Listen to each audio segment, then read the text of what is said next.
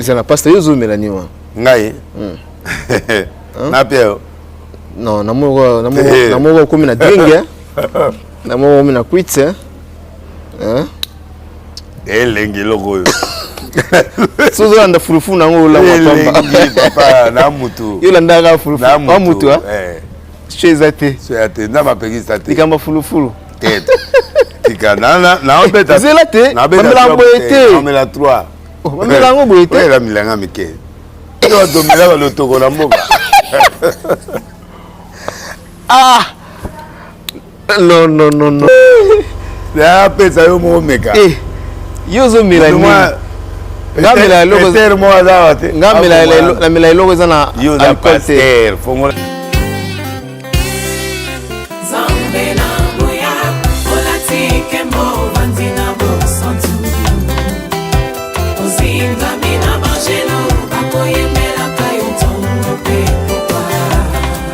MDGDT fait un foot ainsi que Zalinga Wabino mère Dorcas, la grande des dames, avec un grand G quand est tombé ça dans l'Europe, Sabino Bassan, on peut couper ça, Sabino Bas conseil.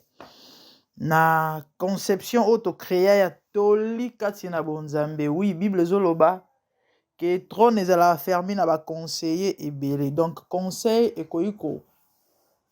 Biki Samutu, conseil au père au baby Samutu, conseil au bongi Samutu, conseil au baby sapé moto. Si ko conseil ni le robongisa moto eza conseil oyo euti epai na nzambe eza conseil oyo nzambe azoko loba na moto. Pourquoi? Simplement parce que moto akeli moto eza nzambe et aneti produit moko basali siko moto ayebi produit na malamu yaka mokolo nango do yene moto ayebi ke consommation ya produit oyo en bien. Pour toper ça la moto malamu, il faut ezala boye.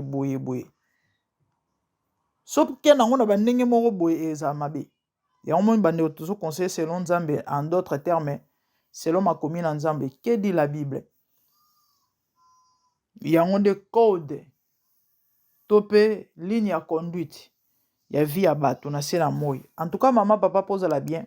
Et sengeli to sanzambe. Et sengelo bang Nzambe. Et sengelo yo kanzambe. To simplifier l'évangile, na bandenge moko boye. Ya omoni bandeko, tozoya sunga baike pe bato bele bazo sepela. Ba opesa ba merci, bazo ba lumière, bazo se retrouver. Donc, soutenir Abisso en partageant nos vidéos pour éviter obiki sanani, tolobela nyonso. Oui, nous parlons de tout parce que dans la Bible parle de tout. La Bible traite tout en fait. Nyonso sauf rien, il y a na kata Bible. Et on te le bela nyonso, mais tu peux ça conseil selon Nzambe. Oui, sans plus tarder, bandeko sija le ezali.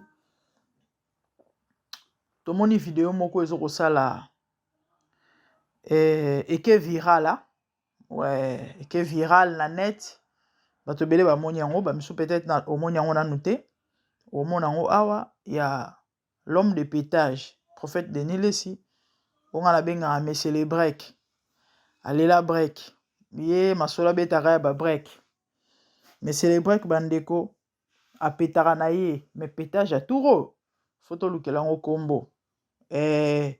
Photo lukela ngo kombo to yebi ke via betara ne fo bandaka la mais en tout cas ya ba niveau oyo e komi ko bangisa. Etika muke bandeko to mona ya Denis Lessi na émission ayena mwasi bolimbisa ngai. Pour ce cas se permettre jusqu'au point où il la masang en pleine émission bandeko nanga to ba nzambe ba pagan ba comprendre te mais moi na nzambe to muto atanga la Bible quand même à comprendre place ni nazo telemela to pe nazo se situer et na ko expliquer moi mambo belé na ozana molaite mais na ko expliquer moi mambo belé na meka ko éclaircir pe ko zongi sabato belé na raison par rapport à ba makambo misusu na bandeko lobetika le muketo mona Denis Lessi na plateau.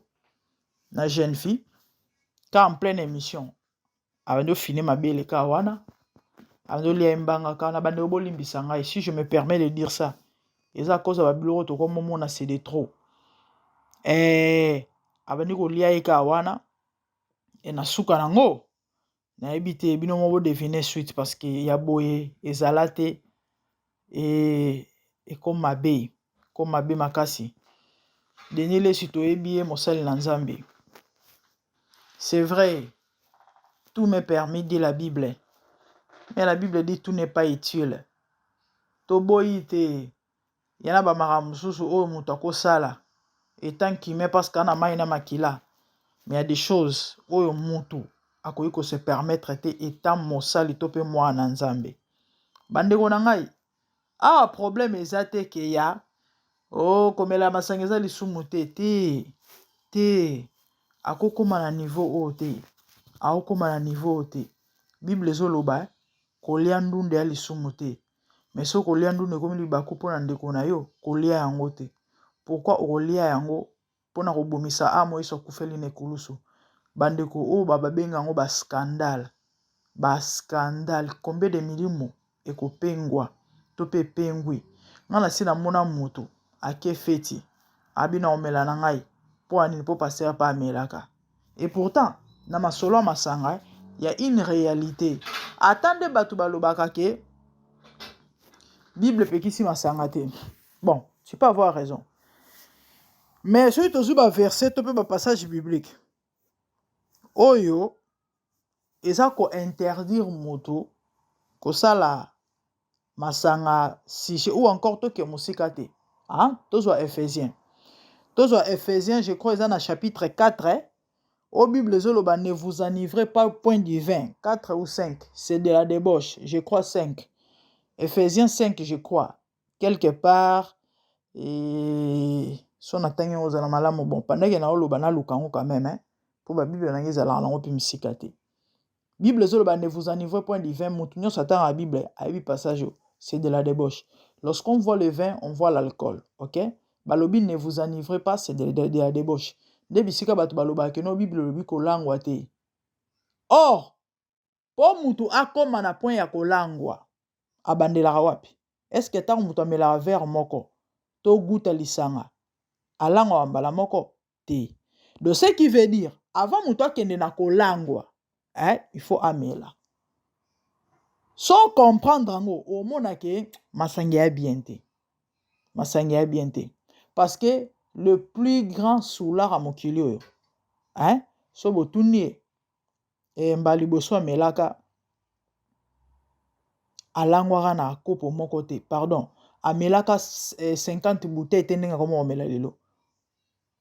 Amela 50 bouteilles te. Est-ce que boyebi kezana batu balangwaka pete bazali? Akomela ndenge nini malangwaka te. Mais siko le fait akomela ebele wana est-ce que ça bien pour nzoto na ye? Donc en fait, il y a de ces pistes là. Soto le bito bano fungolango yango penza te sujet, to bano fungola sujet masanga. Au réaliser conclusion ezake alcool est bien te.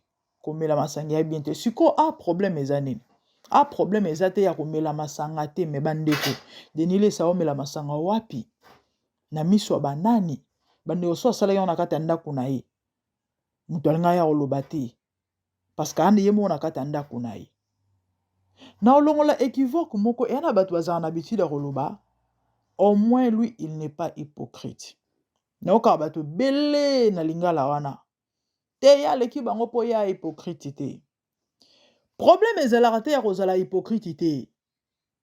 Problème ezalaka ya est-ce que loko na osala oui na hypocrite te mais est-ce que loko na osala esepelisa Nzambe nde loko batu belé ba yebaka te. Pour na batu belé ba kantar le fait de ne pas être hypocrite. Le rôle à ça n'a pas ramené sur batunion son hypocrite n'enzamba osepela na ngai te na ko préférer na zo passer hypocrite s'il faut na ça la choix na préférer na zo passer hypocrite ou amela masanga na kata ndako mais likolo cher a pekisa batu masanga. Pourquoi? Parce que a betsa mutu mo libaku te bisika zala kuna mutu amona kete a osumuka ka et pas na Nzambe. Il pêche contre Dieu seul. Mais là, Deniles ne pêche pas seulement contre Dieu. Aosumu si sabatu, aobet sabatu mabaku, aopengu sabatu, aokoi sabatu. Donc, aosala mabeko le kamutu o ameli ango ya kobatama. C'est vrai, bangomi bale bana sort moko parce que Bible zoloba. Ba hypocrite ba omona bokonzi na likolo te. Maintenant mutu o azo sala la hypocrisie ma osa mabe na miso batu. Na hypocrite osa la hypocrisie ya kobomba ma bango nyonso mibale bana sort moko. Mais s'il faut na pona, na préférer hypocrite. Pourquoi? Parce que a pengu sa mutute, a bungi sa mutute, a beta mutuli bakute. Batu bayebi ke ye asala abiko bote bien ka sala ngo nzamba ko juger ye, po nzamba mona partout. Mais mutu o azo sala ngo na miso batu bandeko, a osumuka ka contre nzambe te. Mais a osumuka même contre batu. Le fait de léser les cœurs, le fait ya ko tout katope robeta batu mabaku mite mabandeko na ngai. Ya mabe makasi, ya mabe makasi. Ya mabe makasi bandeko niveau prophète Denis le sakomi. En tout cas personnellement, na ozanga na mamba koloba. Nazoyeba même pas na se situer wapi. En tout cas apostasie penza ezu esika quoi. Bible zoloba ministère à iniquité ezo ko agir déjà. Ouais, il faut kaka o azo retenir ango à lâcher le Saint-Esprit. Donc tozo mona ke iniquité eza déjà en œuvre ezo sala bandeko. Ça ça s'appelle apostasie. Apostasie ngeloba abandon ya foi. Bible loba na tango asuka batu ba koma ba apostat. Il Denis les a na phase ya apostat. Au niveau ya abandon ya foi na niveau oyo bandeko oyo faut lukela ngo kombo mususu. Il y a de ces choses là on ne fait jamais na miso batu. Ata wana ba faiblesse na yoki alobi ki a mutu. Oui, aza mutu. On peut avoir des faiblesses, mais baya ko laksa ba faiblesse na miso batu te, c'est pas bon. Et surtout quand on se dit serviteur de Dieu et éducateur de masse, autorité, responsable, jamais ko laksa faiblesse na miso batu. On a mutu, oui, oza mutu, mais non, o ko remela masanga na plateau te. Et puis na ba journaliste on a évité bon de toutes les façons ba zapper ba journaliste était. Et parce qu'il y a des anthologies à Moussalo, bah, au Sala, ils ont raté. Mais bon, que voulez-vous? Ils ont Congo. Et l'impossible n'est pas congolais. Hein? Na Congo, on aura tout vite au monde. Donc, c'est compliqué, en fait. En tout cas, bandeko, quand tu as ça, ça va conseil. Et tu vivre temps, temps difficile, temps fâché, au makomi loba, au makomi laka. Ça, là, très attention. Yana mutu mususu c'est vrai peut-être to yebi misala na ye mais belebe misala bango yebanite mais basala akabo est-ce que webi ki yana na izana ba serviteur de Dieu na ba Congo wana bakota ba boîte de nuit donc na bango na ba denile sindenge mo me bandimi ba yebite balata ba casquette tina bazolo toyoka ba masolo alati bilamba compliqué et puis donc quand to yebi sarabino faites très attention église bakenda ngote parce que pasteur a vienanga a bogar a solara bien azaboy bakanda église na orientation divine tu dois prier et demander à Dieu ceux qui se rendre en église sont le pakala à part église tu vas être en contact ou bien au solana mosali mo po ezala bato belé surtout na bapoto alanda prophète mo na nini na YouTube pour terre bien alanda pasteur moko so na bisika so le pakala alinya bana kori abengaka ye ou encore asungaka ye na ba prière na bandenge moko boye mbala moko ka po moni que no pasteur on a za na longia sérieux pasteur on a lobara bien pasteur on a te ya batu bien aloba na batu tika lisumu nde oké okota en contact. Je vous ai toujours dit mosel na nzamba solo ba yeba kete par rapport à maté azo seteya oto moni alobara masumu il faut pas ko sumu ka masumu ya mabe nde lingi loba ke no yo na mosantu non. Un vrai serviteur de Dieu ba yeba ke par la révélation. Tu dois prier à Dieu, demander si réellement Nzamba yebi mutuana. Et Bélé Bible Zoloba, ils ont l'apparence de la piété, mais rien ce qui en fait la force. Au tali penzana, au tali apparence à moto, tali mate azo te au luki mabe au monate. Moni que non au pena mo santo Nzamba zalaka mais c'est le diable en personne. C'est ça. La stratégie au satan c'est la taille à fin. À se déguiser en ange de lumière dit la Bible. Donc bandeko nakoloba boye pona chité veillez ndenge makomi ezoloba veillez votre adversaire le diable rôde comme un lion rugissant cherchant qui dévorer les bien-aimés veillez les amis veillez et tant ozo vivre ko vivre pona montoté pardon ce coup de prophète Denis ça sala ngo po bato belé ba koma ce coup de musala nzambe bongo ngai non sali ezalaka individuel. Modèle na yo ezalaka Yesu, pour ton information. Babengaka ba chrétien ba disciple à Jésus-Christ et non ya bato. Paul aloba soyez mes imitateurs comme je le suis de Christ. Paul ressemble à Jésus. Yango osenga bato ba imiter.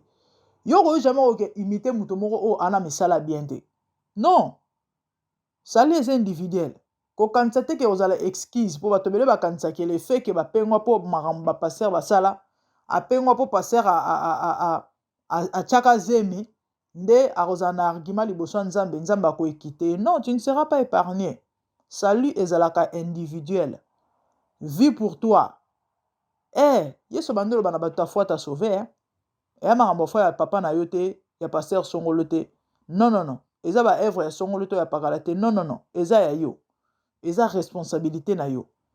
Na yebisa bino toujours so yeso sumuka sumuka. So yeso sentaka sente. So yeso bimara na marina marti yo pe ngendo sala. Mais so yika azaki sans tâche, sans le sumu de Bible lobby. C'est tout intérêt de te forcer. De Bible zoloba. Ya ozala trouver irréprochable. Makomi zoloba, forcez-vous d'être trouvé devant lui irréprochable ou encore irrépréhensible. Avec le Saint-Esprit, c'est possible, à moins que osa chrétienté. Mais si réellement moi nzambe wana molimo mosanto, ozana ba makoki ya kobanga nzambe. Botika kolanda ba évangile to koyoka lelo, nous ne sommes pas sauvés par les œuvres. En d'autres termes, vie ta vie, sala o mote mezoko sepelisa yo, na mola suka to kota lola. Détrompez-vous, Dieu on les craint. Et craindre Dieu, c'est le respecter. Est-ce qu'une telle personne est en train de respecter Dieu en faisant ça? Comme l'alcool n'a mis sur la païenne, n'a mis sur la bateau, pose le baquet, non, aux amours, aux amours, est-ce qu'une telle personne a respecté Nzambe? Dieu, on les respecte. Nzambe, babanga kaye. Nzambe, babanga ke maman. Nzambe, babanga ke papa. Ma commise, sans la sanctification, personne ne verra le Seigneur. C'est la Bible qui le dit. Tu as tout intérêt de te sanctifier. Ah oui, hein? Parce que l'église oye soya ko kamata, eza oye vous allez trouver sans tache ni ride, dit la Bible. Tache eza ne lisumu, ride eza ne lisumu. Ecclésia c'est cette zoloba quand tout tes vêtements soient blancs et que l'huile ne manque pas sur ta tête. Pembo bazolo belana, eza la pureté. Aha, mama papa, webi ngonga te quand de Bible zoloba. Lelo oliwezo ki pepe soute, na ba jeune bako mokufa. Bolimbise. Na ba jeune bako mokufa. Tam so quand ça 80 ans peut-être au komangote. Donc so quand lève mes salemi le loté, la mort peut te précipiter. Et linga okufa na état malamu. Heureux ceux qui ont le cœur pur, dit la Bible, car ils verront Dieu. Mon frère, ma sœur, débarrasse ton cœur na ba maamba mokili oy. Bimisa mbindo, bimisa bosoto, bimisa buzoba. Parce que monde tozaleza finalité te. On va tous partir. Tout est vanité. Mukilo bomone ko leka. Yaya. Et tant yo kendo wapi. Parce qu'après la mort, il y a une vie, hein. Et cette vie dépend de la manière dont l'homme a vécu sous le soleil. Yo tambola ndeni. Yo vivre ndeni. Surtout yo mi benga mwana nzambe. Et tana yo. Eza ndengeni. Fais très attention. Yaya. Bongi sa relation nzambe. Yo pena non dimeli yesu te. Yamba ye mama. Trouve-toi une bonne église. Priez Dieu. On a besoin de ça là-bas. Non, le bar nzambe nana besoin d'église à malam. On a ok sambe là. Nzamba orienté on a bandenge belé. Okolo tando torozo basine. Bako invité au sentir conviction au kende. Nzamba alo baba bandenge belé. C'est très important la communion fraternelle, de se rassembler, na kombo nzambe, c'est très important. Peut-être dans les jours qui viennent d'être au belango. En fait, c'est ça. Et scandale, Bible zolo bato ba osa ba scandale, il faut kima bango. Place ba scandale les il faut ko bima, faut ko longwa. Bon to ba pété batongo bazana ba mam bandimi ande bandimi ndenge nini bon. So bolande les aka bandimi ka o bazaka ndenge bango baza parce que ceux qui se rassemblent ne baloba s'assemblent donc. Et bas oiseaux de même plumage. Eza pas si pe ma bande konanga c'était ça. Ya mukyoto zaki na ngoya ya sola na bino. Ezali tolikat na bonzambe avec la grande dame. Likez, commentez, partagez, surtout abonnez-vous. Activez la cloche pour ne rien rater. Quant à moi, mon bino mbalaya sima. Bandeko bomilengele parce que posons à la mwana na moto. Et komi pene. Kopengwa te yaya. Ko boya nzambe te ko boya Bible te parce que pasteur songolo pakala sala ki boya zongi sa ki boya. Ça l'est individuel. Yom au rendre compte par rapport à yo et non par rapport à moto mususu. Laisse peut se ressaisir le loto lobby. Dieu pardonne, hein, au cas moi. Na mukola suko tala boye o deni le sakoti lo la bonga yi na koti li felonde ni mtu anomela masanga na miso batonga na nomela ngote. Donc ça là qui baya. C'était ça. Nzamba pambola bino me. Il faut que ça n'a pas sté yo melani wa. Ngai. Na pio. Non, na mo comme na drink. Na mo comme na quit hein. Lengi logo. Sozo anda fulufu na ngo la papa na mutu. Yo landa ga fulufu. Na mutu Chezate. Chezate na mapegisa te. Tikamba fulufulu. Tika na obeta. Zelate. Na beta boete. Na mela 3. Oh, mela ngo boete. Ouais la milanga mike. Yo domela lo toko na mboka. Ah. Non. Ya pesa yo mo meka. Yo zo milani. Ngamela logo terre mo azawate. Ngamela logo zana yo na pasteur fongola kaka fongola. Elogo lang sangana melagate. Mela gas meka. Elogo lang sangana melagate. Fufule belebo. Gas. Mela. Zela. Ah.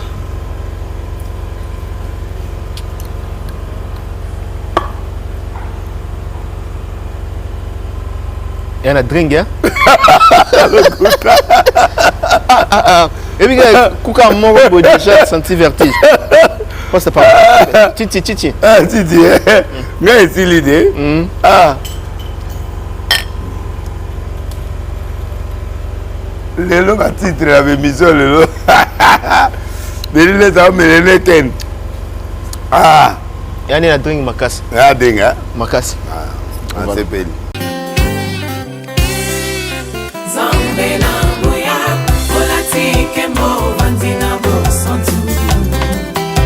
Ozinga mina mangelo bakoye